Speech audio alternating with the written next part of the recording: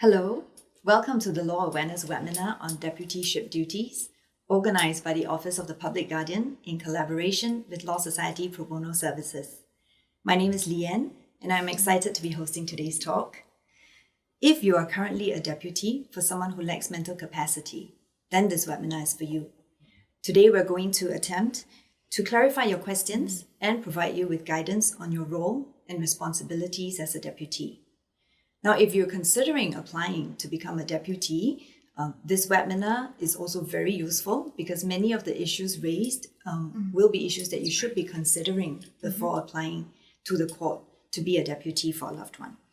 We would like to welcome Ms. Regina Chang and Mr. Tan Shen Kiat to our panel today. Regina was previously district judge and assistant registrar at the Family Justice Courts, hearing divorce, guardianship of children, Mental Capacity Act, probate and adoption cases. Good evening. On 1st of January 2016, Regina was appointed to be the public guardian, and she has headed the Office of the Public Guardian since. Good evening, everyone. And Shen Kiat is Director of Kith and Kin Law Corporation and head of its mental capacity law practice. Shen Kiat sits on the Law Society Probate Practice Committee that provides guidance on probate and Mental Capacity Act issues. He is also registered as a professional deputy with the Office of the Public Guardian. Thank you both for joining us today. Thank you. Okay, some housekeeping before we get started. Relevant materials relating to today's talk can be downloaded through the documents icon on your screen. Please feel free to ask any question during the webinar. Just use the question mark icon on your screen. We will do our best to address them during the talk or at the end of the talk. Please be reminded that material in this webinar is not intended to substitute any form of professional legal advice. You should consult a lawyer if you require specific legal advice. To begin, let's look at mental capacity. Now, under the Mental Capacity Act, a person is defined to lack capacity if he is unable to make a decision or take an action for himself at the time the decision or action needs to be made. When a person has been formally assessed to be lacking in mental capacity, a deputy is then appointed to handle his affairs. Perhaps, Shen Kiat, would you like to simplify this definition for the benefit of our participants? I think for the viewers, it's important to know that firstly, mental capacity is not something that you have or you don't. It's not a blanket statement that a person has lack capacity or whatsoever. It is about a gradient. Mental capacity exists in a spectrum. So for someone, for example, who's in a coma, obviously 0% mental capacity. But for someone who suffers from, say, dementia or Alzheimer, we call it fluctuating capacity, but essentially they still have capacity to carry out certain daily activities, right? So I think the point is that don't take capacity as something that is really a yes, or lack that as really a yes or a no. Right. Okay. So keeping that in mind, let's begin by talking about a deputy's role and responsibilities. So what is a deputy's role? Well, essentially a deputy is someone who is appointed by the court to look after the welfare of someone who has lack capacity. We call the person P, right? To really put it simply, the role of the deputy is to act in the best interest of P. And in a nutshell, you can reframe it as a way as being an extension of P's personality. But you are the one making the decisions, right? Interesting. Okay. Actually, if I could just add to that, that's not the complete picture. I think in order to make the best decisions for P, you would have to know what P's preferences are. So, in a sense, even before you take on this role, you should know what the person likes, and had it been that person making that decision, what that person would have made if it were him. Right? Okay. Yeah. So that's an interesting idea because in the context of, say, a family member, meaning a lay deputy, one can imagine in most circumstances, he or she should know P quite well. Yeah. Have some idea of his or her preferences. Yeah. So maybe in the context of a professional deputy, what would you advise, for that deputy to consider before making an application to court to be a deputy? I mean, in the context of, that he or she has to know P quite well, know his preferences. In that sense, a lot of detective work needs to be done beforehand. The detective work can be accomplished by talking to what I term the ecosystem surrounding P. So that would be, are there any social workers, case workers attached to P? How about P's current family members or best friends? Is P a regular patient at this particular clinic or at this particular hospital? Can we have access to some of this information so that we can form a more complete picture of P's preferences and also his or her financial status as well?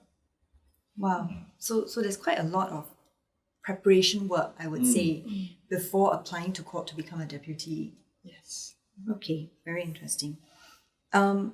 Maybe we talk about the 5 principles under the Mental Capacity Act that should guide a deputy in making decisions on behalf of P. So maybe you can shed light on, how a deputy should be guided by these principles. I mean, I found some of them quite interesting because he's not to be treated as unable to decide merely because he makes an unwise decision. So, it's a if I were a deputy, I would appreciate some examples. Yeah, I mean, we are human beings, right? We experience differences in opinions. We have different understanding of how a person's life should be lived out, right? A very straightforward example would be the relationship between me and my wife, right? So if I do lose capacity and I love to eat my plate of char kway teow, even though it's very unhealthy, and I do that on a monthly basis, not once a year, then my wife, who would be my representative, should, even though she loves to eat salad, she should allow me to eat my char kway teow, right? Because that's very good for my mental health, right? In a sense, it's really deteriorating, but it's good for my mental health. So I think that the point is that one of the principles is about best interest. Best interest comes from the position of P. What would P have done if P still retains capacity, right? So that's my preference. Obviously, if I'm a representative, I will not feed her char kway teow. I will give her a salad, right? So that's one. I think it's also important to note that all practicable steps needs to be taken to enable P to express their preferences. I had a situation where I met up with a client within a care facility, and from first instance, it seems that the particular client or patient is a bit incoherent because he sounded like he was slurring and we can't really hear him. But upon some observation, realized that actually maybe the person is missing a pair of dentures. Wow. Right? So it's about, can we then get him this pair of dentures so that he can better articulate himself, as opposed to take the whole complete package and say that, he actually doesn't have capacity because it seems very incoherent, not very articulate. That's very interesting. What about, I know one of the principles is regarding making decisions that are the least restrictive of P's rights and freedom. That's another of the guiding principles. That's right. It is actually a very interesting guiding principle with regards to the practical issues that it brings up. For example, I have a client who's appointed as the deputy for the father. The father developed Alzheimer's with a propensity to self-harm. So as the deputy, he has to consider a few options available to him. The first option would be to maybe keep the father in a playroom within the house, have like the father's favorite drama serials and what's not, snacks, his favorite snacks, 3 good meals a day, plenty of natural sunlight, air condition, etc. Things that will make a person comfortable. But in the room, they will remove all the sharp objects, right, so that he cannot harm himself. The second option would be maybe if there's enough resources to hire a caregiver. It could be a nurse, it could be a maid, it could be on a part-time or full-time basis. So because the father is still mobile, right, so the nurse or caregiver could accompany the father, on his daily walkabout so that his condition will deteriorate at a much slower pace. The third option would be to send to a care facility. It could be a daycare facility, it could be a full-time. But then, my client, the deputy, has to consider should he send the father to a facility that is further away from home but more cost-effective, or somewhere that is closer to home but where friends and family can visit on a more regular basis. So in a sense, he has to apply this particular principle, right? What is considered the less restrictive option that is in the interest of the father. Very interesting. Okay. Do you have personal experience where some other similar decision like that has to be made, where you then had to decide, and what would your decision be in a similar context? Well, because it's one thing to leave 3 options out there, that's true. But to provide guidance on what you consider the least restrictive or less restrictive. Well, what do you think? If the father is my father, or if you were a deputy? If I were deputy, I probably would have tried the second option first. The second option being to hire a caregiver. Right. Right. See how far we can stretch the resources. Maybe use it for a trial period, maybe 6 months to a year. Right? If it doesn't work out, there's always time to pivot to either option 3 or option 1. Right. And I was going to say, I suppose, keeping in mind what you said earlier, that mental capacity exists on a spectrum. So for someone with dementia or Alzheimer's, I think we have to just keep observing and keep considering and be prepared to, as they move up and down the scale, the decisions may change. Would it be fair to say that? That's fair to say, yeah. Okay, interesting. Okay, so moving on, are there decisions that a deputy cannot make under the Mental Capacities Act? There are quite a few decisions that the deputy cannot make on behalf of P. But first and foremost, always refer to the court order, because the court order lays out what the deputy can do. Right? And then we have the statutory, we have the legislation that states, even with the court order, what are the things that the deputies cannot do. Right? So under section 25 and 26, we have a basket of what we term excluded decisions and restricted decisions. In a nutshell, very commonsensical stuff, such as you cannot consent to the change of religion for P, for example. You cannot consent to marriage or divorce, the making of an advanced medical directive, to decide for P whether should they donate their organs for transplant or for medical research, or to revoke consent if they already made such decisions. There's also restricted decisions with regards to the ability of the deputy to, for example, make a will, or to make CPF nomination or insurance nominations on P's behalf. But having said that, what I'm trying to say, these decisions are things that the deputy cannot make directly on P's behalf, but they still can apply to the court. That's right. To ask the court to make these decisions on P's behalf in their capacity as P's representative, if they think it's in P's best interest. Correct. So, for example, the court could actually make a statutory will for P, or the court could give the authority to the deputy to, say, consent to a divorce. So that's actually possible. But it means having to apply to the court for that permission. Okay. And giving very good reasons why that power is necessary. Okay, so if I were a deputy and I feel that I want to make a certain decision on P's behalf, but it appears to fall into this category of either excluded or restricted decisions, what do I do? Can I come to the Office of the Public Guardian for guidance if it's a fairly big decision, or do I just straight away apply to court? I mean, are there exceptions to these exclusions, or should I just assume that whatever stated in the list in the Act, in section 25, I just don't touch? Okay, I will take this. What you've just asked, actually, it's interpreting the MCA, so it's legal in nature. So my office can't help with legal advice, unless it's practice or procedure related. So I would say, if that's something which you think the deputy P needs to, a decision which P needs to make, then go get legal advice on the matter if you're not clear about it. Yeah. For For instance, like the making of a will and something like That's that. right. One should seek legal advice on That's something. right. Okay. That's right.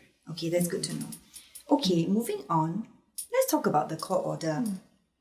So I understand that the Office of the Public Guardian often receives feedback from some deputies that they need help with understanding their court orders. Okay. So for this part of the webinar, we would like to talk a bit about compliance with court orders. Okay. So maybe for a start, Regina, maybe you can tell us what is in a typical court order for deputies. Okay. Yeah. Actually, I will start off by saying that once you've been appointed by the court, most of the time you would have counsel representing you.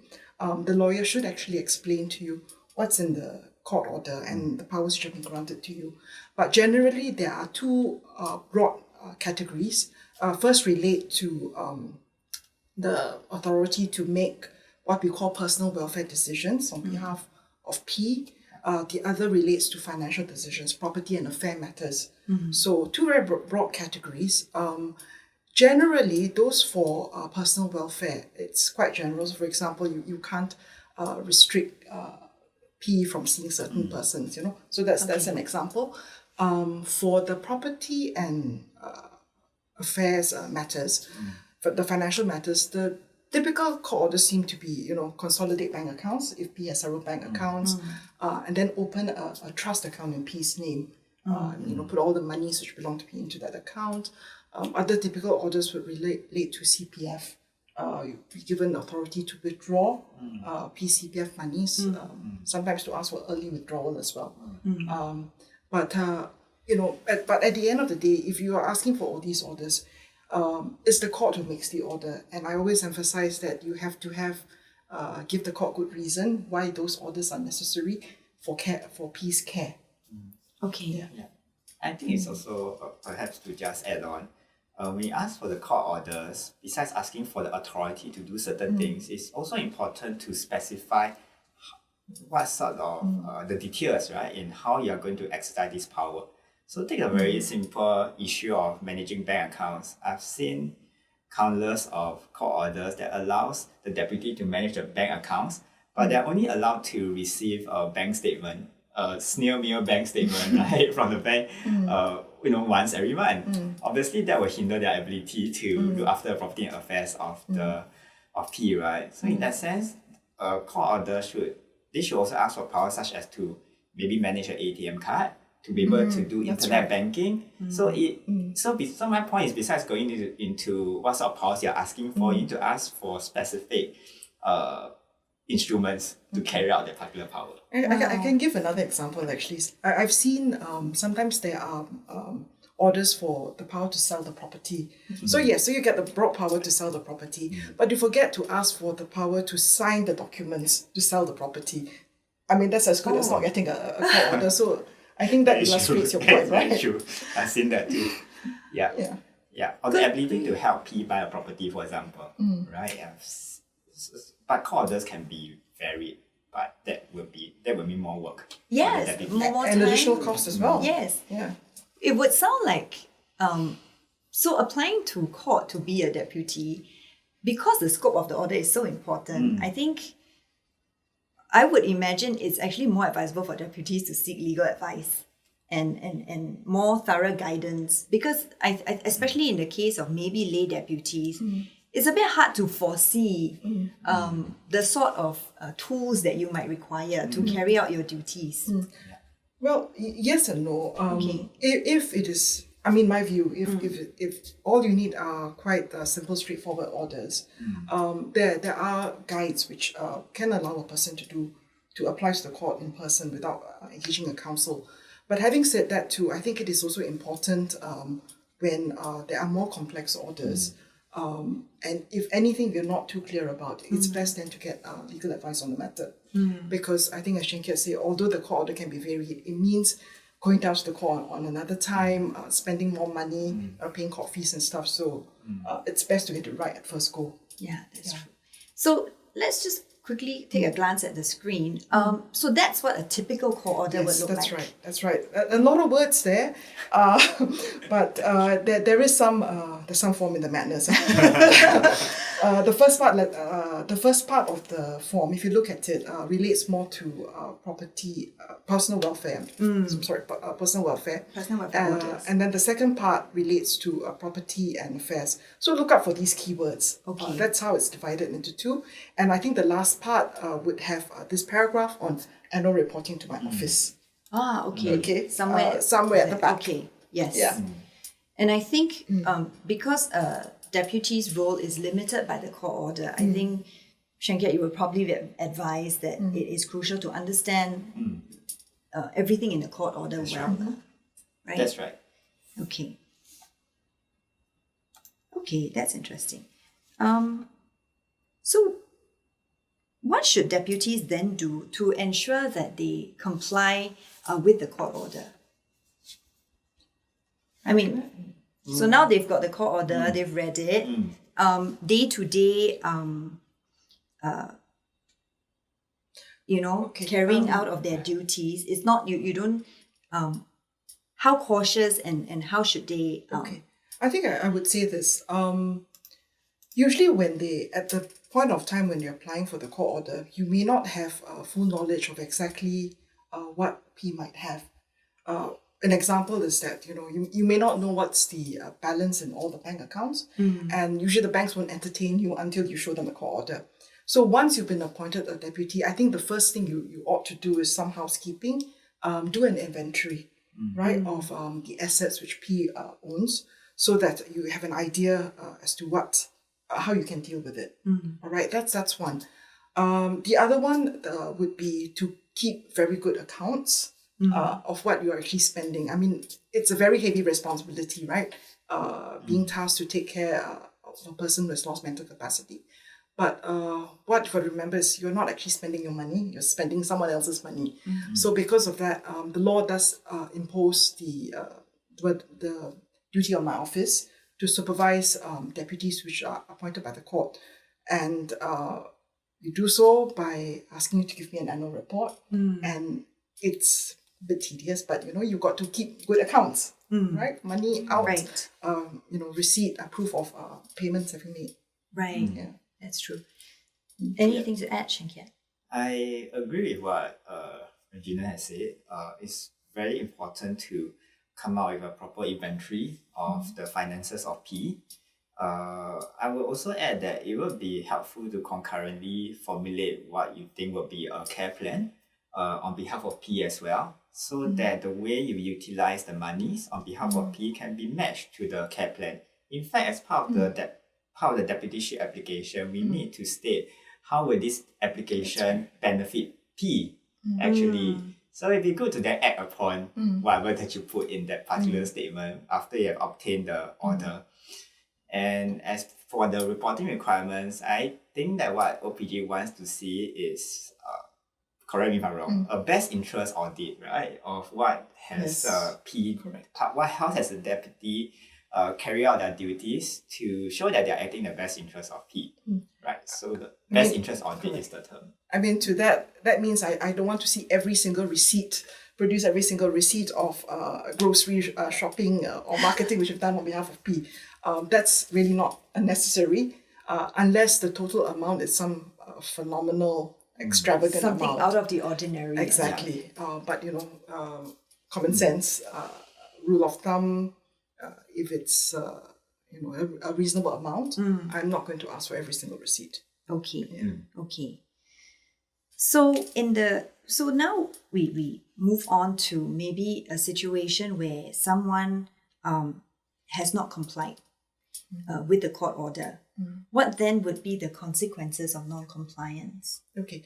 Maybe before going into the consequences, I will just say, I think when supervising deputies also, we've come across cases where genuinely people don't comply because sometimes you don't understand the court order, or they're really not clear what it is they're supposed to do.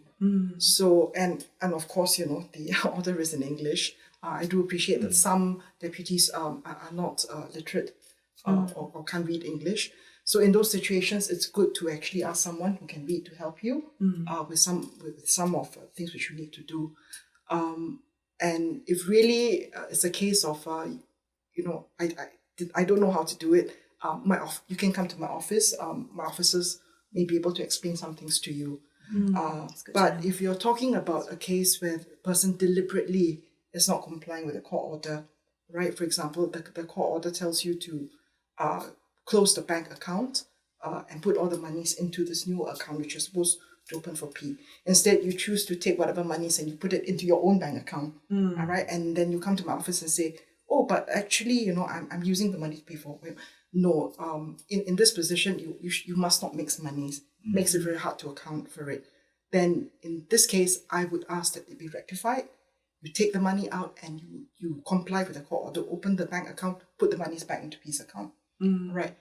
And really, in the worst case, where in spite of what we do, there is still non-compliance, and this is after many rounds of mails, phone calls, and even house calls, to knock on your door, then I may not have a choice but to go to court to ask the court to relieve you of your duties as a deputy and have the court order revoked. Okay. So the main consequence when it comes to that level of non-compliance is to have your deputyship revoked. Yes, that's right. And there are certain things also we could also but that would be the main remedy. Okay. Shanket, in the course of your work, have you either advised someone or helped someone who either found himself accidentally or deliberately in a non-compliant situation? Oh wow, that's a difficult one. Maybe more common, I would imagine, accidentally, because deputies are either professionally appointed or they are loved ones. And, in the course of carrying out their duty, as you said, maybe they somehow mix monies or have you, Maybe just very technical stuff. Like, for example, I have a client who felt that because he is spending his own monies to take care of P, he doesn't need to include the amounts inside the report. And I have also clients who miss the deadline inevitably of submitting the report. They just lose track of time because caregiving is just, the stresses of caregiving is just tremendous. So they have done well. They're still deputies, so no taiji that has happened to them. No, I can give another example. I can think of the deputy decides to take instead of leaving the money in the bank account, takes the money and opens a fixed deposit. Sometimes in P's name, but sometimes in their own name. So, and the reason obviously given is that you get more interest, right? If you put the money in the fixed deposit account. Well, technically there is a breach because the court order doesn't allow you to do that. So generally in such cases, if my office comes across this, what we would do is fine. We let you have the deposit mature, but thereafter rectify. Unless you want to carry on doing it, then go back to the court and ask the court for permission. Okay. Yeah. Based on experience, it just occurred to me, how often do deputies have to go back to court because something they want to do is either not specified in the court order or not clear? Is it something that you encounter very often? I don't think we will ever know the true number because we're basically asking the deputy to be able to self-triage for themselves, right? And we normally see clients when they want to do something big, like buying a property on behalf of P, then it's very obvious that they can't do it. And then they will come to a lawyer like myself to then vary the court order so that they can do something like that on behalf of their child with special needs and what's not. But generally, most people comply.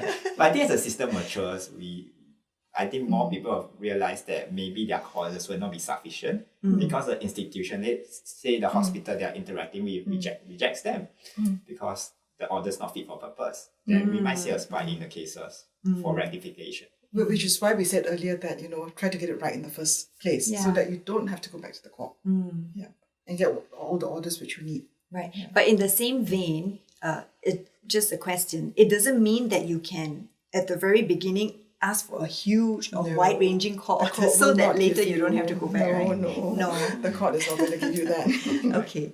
So as and when issues arise, and that makes sense, I suppose, because if again mental capacity occurs on a spectrum, then depending on how much the P can make decision on his own behalf, the court order should take that into consideration, right? You cannot have a blanket court order. Sometimes it's needs based, I would say.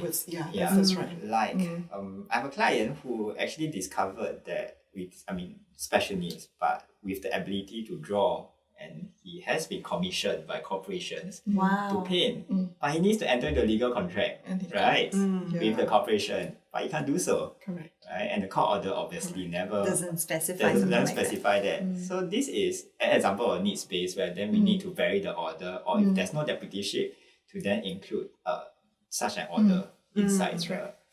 Yeah, that's an interesting example. Okay. Okay, so moving on from non-compliance, let's talk about reporting, because I think that's also one of the more common issues that the Office of the Public Guardian faces, right? So on the topic of deputy reporting, why is there a need, perhaps, Shinket, you can start, for deputies to submit annual reports to the Public Guardian? I guess from the first principle point of view, the deputy is appointed by the court, right? The court needs to be clear that this person is acting in P's best interest. And the only way to do so is to do a best interest audit, right? Via the annual report, year after year. It's unlike, say, a LPA where you appoint someone on your own volition, right? Based on your own free will to take care of you. This deputy, who knows what's the nature of the dynamics of family relationship, right? As such, I don't think any risk can be taken. So hence the nature or the requirement for the annual report. So bottom line, I think, is really a protective. Yes, definitely. It comes from the protective standpoint. Definitely. Yeah. Correct. Yeah, because the P does not choose the deputy, unlike in the lasting power of attorney situation, where That's you right. actually can choose your donee. Right. Yeah. Which is why I think the office likes to encourage people to do a lasting power of attorney, because That's right. at the point where you can still choose who's going to be taking care of your interests, Correct. one should really do so, Yes. right? Yeah. Okay, but back to the topic of deputy reporting.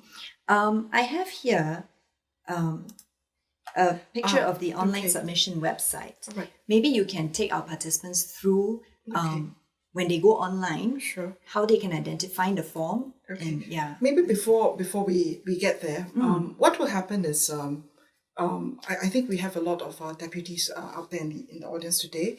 But what will happen is, once you've been appointed as a deputy, my office will actually write to you, say, congratulations, you are now a deputy, and these are the things which you need to do. And together with that, I think we give you a copy of what an annual report should look like, right? Although it's a hard copy, we have actually recently built a portal online for you to submit an online report instead. So that's actually what you're seeing now on the screen is the online reporting tool. I think you can just this is the landing page. You just click that, and it will bring you to where it is. So it is a template, so you just basically fill in the blanks, and it should be able to tally up certain things. So it's a lot more straightforward. Here's an interesting question. Where a deputy has used his or her own monies, I think you mentioned that earlier, Shinkia, to take care of P's needs, how should that be reported? How does it come out? Or is it even necessary to report it because he or she thinks it's his own monies, right? Well, because what we actually look at is what's the bank balance at the beginning of the reporting period and what's the bank balance at the end. So if you've been using your own monies to take care of your loved one, then obviously the bank balance, I assume, will not decrease. Right? It's unlikely, assuming that there's no income coming in. You could explain to us, if you want to, why there's no difference. But if you choose to continue paying for these expenses, by all means. So that would be then, I suppose, not necessary for you to submit the very detailed receipts. And maybe that would apply more to a case of, say, a parent of a child who lacks mental capacity, parents who are, taking care of the child's expenses. Even if the child, in the earlier example that Shinkiat gave, is actually able to earn his own income through perhaps a special gift. As long as the statement doesn't show or the bank account doesn't show a decrease, then it's fine to... It's not so much that. It's just that whenever there is, because it's like a balance sheet, right? You put in the expenses, and when and if you put in the expenses, it has to be supported by documents, so receipts. So in this case, if you choose not to put in the expenses, the money you spent on a person, then I would not be looking for receipts. So by the same token, for income coming in, I think in Shin Kyot's case, if the PE is able to get an income, the income will go into his bank account, right? And that will be supported by bank statements. I see. Yes. So it's not just simply whether it's more or less. Yep. It really depends on what is declared as being spent on P and earned by P or or received into his account. Right. Yeah. Okay. Yeah, that makes sense. Some interesting questions. Someone has asked, can I, as a deputy, apply for a BTO flat on P's behalf when P turns 35? Only if you've got the power from the court to do so. So that's why, like what Shin Kiat said just now, a lot of it is needs-based. So most people go to the court to be appointed as a deputy simply because they need to do certain things. And I think applying for a BTO is clearly one of those. Yeah, sounds like it, right? Correct. So again, you can, but you then need a court order to do so. That's right. And this one is interesting because I don't know if court orders cover these things. If P wants to take health supplements that are not prescribed by doctors, maybe TCM or some kind of health products from multi-level marketing, despite deputy's advice, does the deputy allow P to carry on and help P to purchase the product? Well, I mean, we talked about the 5 principles earlier, right? Yes. So applying the 5 principles. So for example, you might think that it's a waste of money to spend, to spend X amount of dollars on health supplements because they may not do anything actually for your health. But that may just constitute as an unwise decision as opposed to a decision that deals with our capacity. But on the other hand, if you frame it in such a way that P, while he or she can decide that these health supplements are good for her, she does not have the capacity to manage her financial matters, right? She only has this fixed amount of resources and she needs to be able to manage it for long-term care. Yes. Right? She might be able to manage small amounts, maybe $5, $10 to buy something from a hawker center, but to plonk such a huge amount of money for some MLM stuff, maybe not. Right. So that's just an example of how my thinking will work. Correct. Right. And just to add to that, because I think you mentioned that to do a care plan for P, you really have to plan because you for the entire lifespan. So you have a certain amount of money that's finite. So I would think it'd be prudent to see how to plan how it ought to be spent. So when the deputy applies one of these 5 principles, as you said, Yeah. because earlier it was very interesting. We said, acting in the best interest of P, but we have to keep in mind P's financial constraints as well. So if P thinks that every night he or she needs to have bird's nest, but his finances don't allow, then really it is the deputy's prerogative to say that this might not be in the best interest of P. Yeah, that's right. Right? That's right. Okay, that's very interesting. Okay, so on the topic of deputy reporting, are there any other things that we need to point out to deputies? And I understand many times they struggle with, for instance, the extent of the thoroughness of their receipts and all that, because like you say, over the course of a year, in reality, more often than not, caregivers get inundated by other issues and they forget. So what then happens? So actually one of the things one of the things I actually look out for is this, because if you realize, right, when you're applying to the court to be appointed, in the affidavit, the document and support, you actually have to spell out the expenses, P's monthly expenses, how much you spend on them. And that usually is the starting point for my office. All right, we will always look at that. And so if the first time you're reporting to us, if there are substantial changes, right, from what was declared in the affidavit and the current, then explain to us and then support it with the receipts. But I would say that in subsequent years, right, if the expenses don't vary that much, then perhaps it may not be necessary to produce every single receipt or document. Right. Yeah, so it really depends. Actually, Leanne, you also reminded me of, actually, I don't know why it slipped my mind, but it reminded me of this very important question that quite a number of my clients do ask me now and then. Their question basically is, they spent X amount of dollars on P before they have obtained the deputyship appointment. So can they claim back these amounts from P's estate after they obtain the order?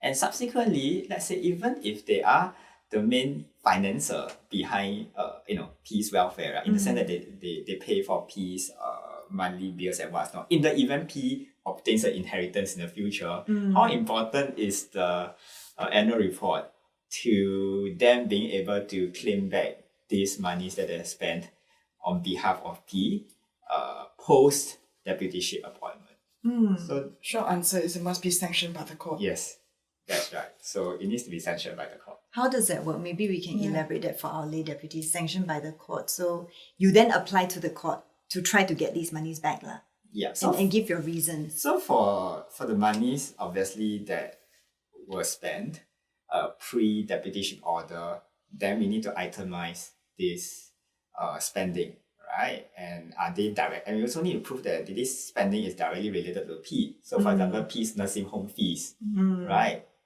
Service and conservancy fees paid to maintain P's house, right? Because there's no access to P's money. So you need to itemize all these and to prove that it is this person who has paid this sum of money and ask the court for a specific reimbursement to the specific person who has paid all this sum of money, which may or may not be the deputy as well. I see. Right. Okay, that's true. But if you were the deputy who has been spending your own money, it therefore is a good idea to be quite clear in keeping records of your expenses. Absolutely. Exactly. Right? Whether or not you put it in the Yes. report Yes. or as an aside to the report, it's good to have them all stated because when the time comes, it will not be so difficult to That's get right. this order. That's right.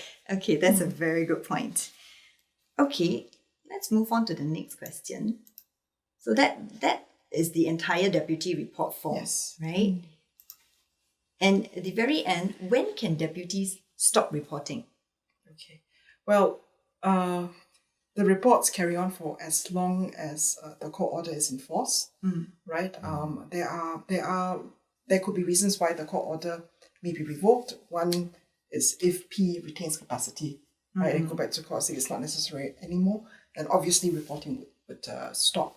Of course, the other side event is if P passes away, then obviously you don't need to keep annual reports anymore. Regarding the termination, does the deputy have to go to court in the case, say, P has passed on, or is it a procedure that doesn't require going back to court? If unfortunately P passes away, there's no need to go back to court to revoke the order. Okay. My office will know. Okay. And we will ask for the final report. I see. Yeah. Okay. And what about in the situation where for personal reasons or maybe even good reason, The a deputy is deputy unable to decides, continue. yes, that he or she is unable to or doesn't want to continue acting as deputy anymore. They would have to go back to the court to get the order varied. But I would say that before they do that, they should actually make alternative plans. Because one of the questions I think the court will ask is, so if you step out of the picture, who's going to look after P? Right? Who's going to be acting for P? So I think that needs to be done. Yeah. That's right. I mean, specifically, issues regarding personal welfare in the legislation is non-delegable, right? So the court really wants to know who will, carry on in the event you are discharged as a deputy. I think maybe to add on to that, maybe that's the reason why sometimes people also apply for successor, right? That's right. Yeah, That's successor right. deputies. So that in the event that one cannot continue, the other person will take over. Right. But that also means that I think a deputy needs to consider seriously, if you are not already one, before you apply to be a deputy for someone lacking mental capacity, because that role can go on for a fairly long time. That's right. Correct. Yeah. That's right. Consider the permutations available to you Yes. based on the number of caregivers. Okay. So before we close, any last... we've got some more questions.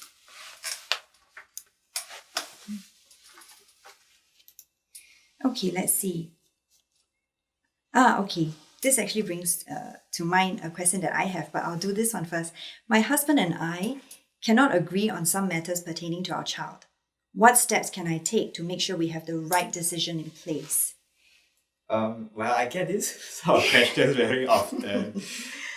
I suppose as a, practical comment, people disagree all the time, right? Even between husband and wife. I hope my wife's not watching this. But so what's your dispute resolution mechanism between you and your wife, right? Me and my wife, or you and your husband.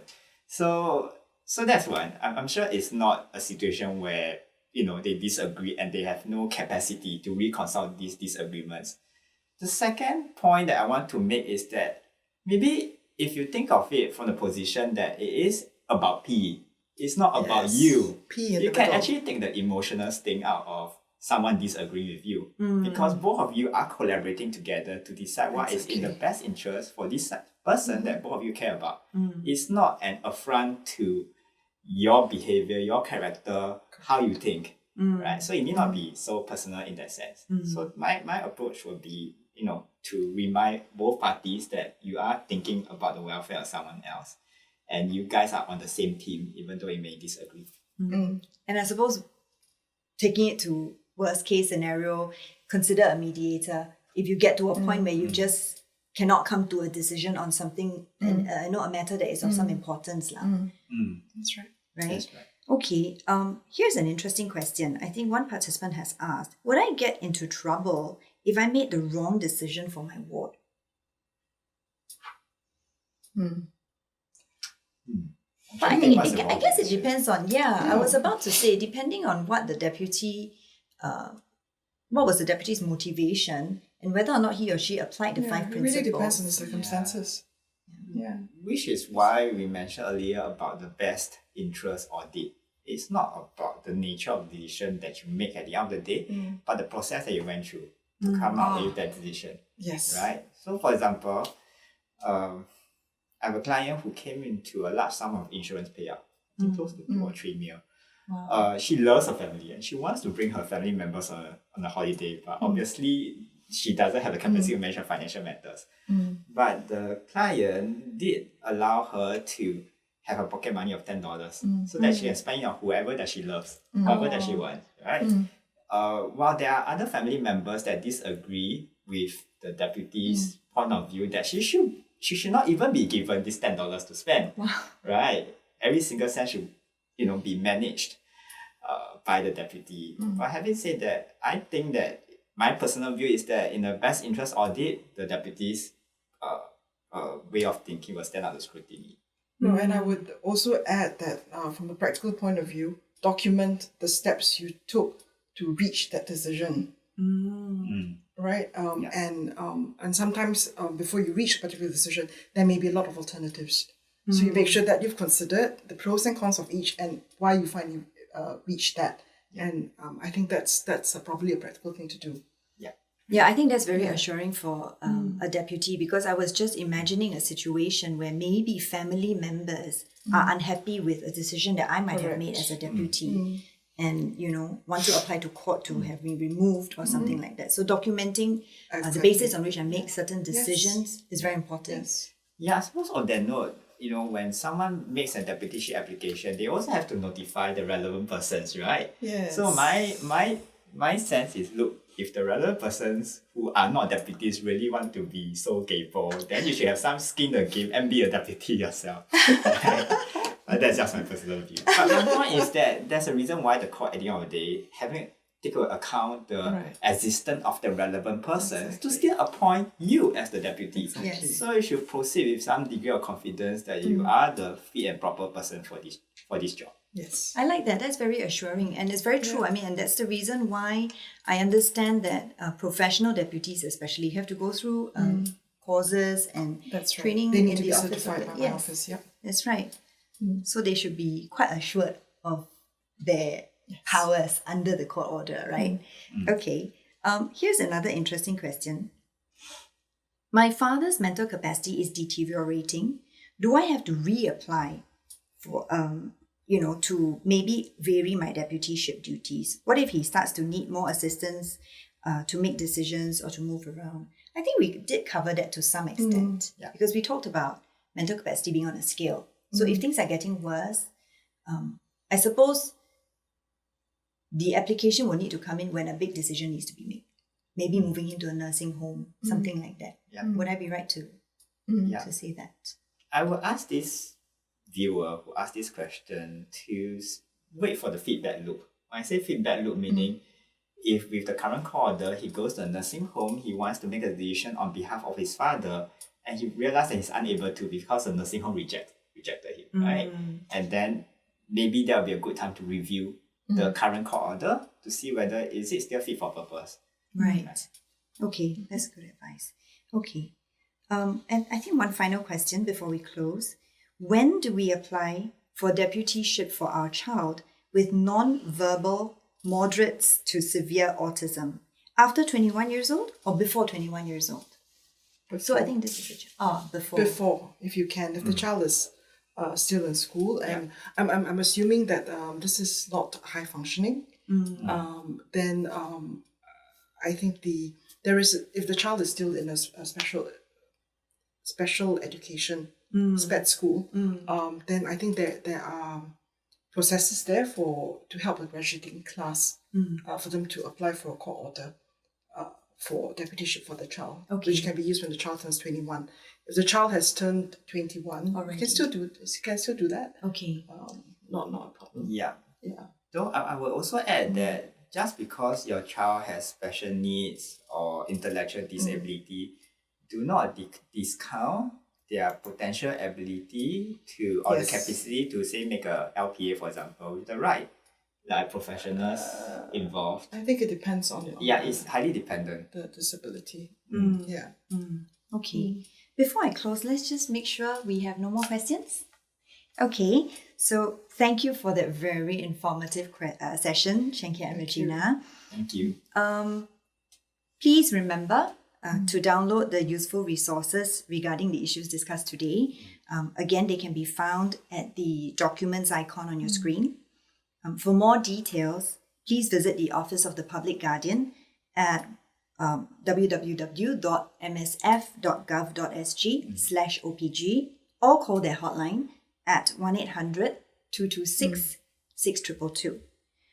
We hope you found our webinar on deputyship duties useful. Your feedback will help us to make future webinars more relevant and useful to you. So please, when you leave today's webinar, you will receive a survey and we will greatly appreciate your feedback. And thank you very much, Shenkia and Regina, for being with us Thank you today. for having us. Again, on behalf of the Office of the Public Guardian, Law Society Pro Bono Services and our presenters, thank you for joining us today and have a great evening.